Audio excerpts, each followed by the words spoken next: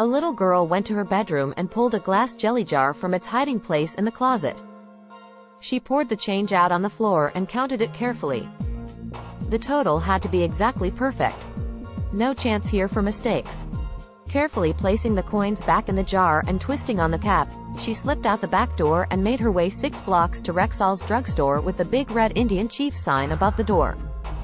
She waited patiently for the pharmacist to give her some attention, but he was too busy at this moment.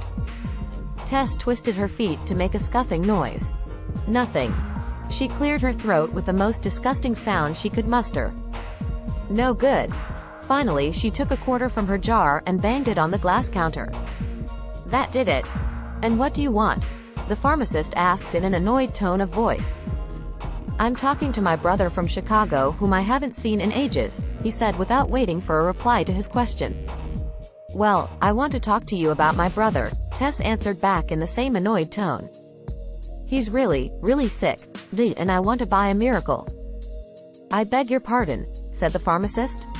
His name is Andrew, and he has something bad growing inside his head, and my daddy says only a miracle can save him now.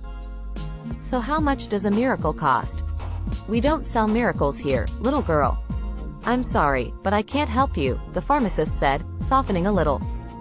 Listen, I have the money to pay for it. If it isn't enough, I will get the rest. Just tell me how much it costs. The pharmacist's brother was a well-dressed man.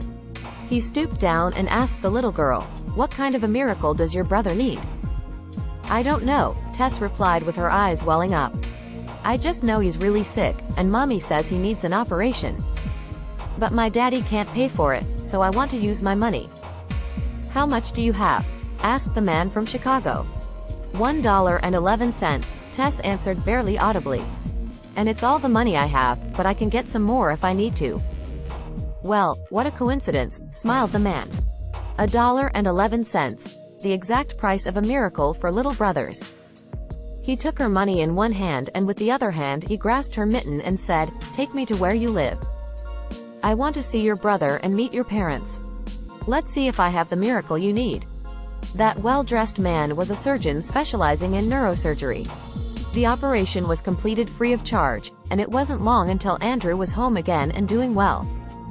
Mom and Dad were happily talking about the chain of events that had led them to this place. That surgery, her mom whispered, was a real miracle. I wonder how much it would have cost? Tess smiled. She knew exactly how much a miracle cost. $1.11, plus the faith of a little child.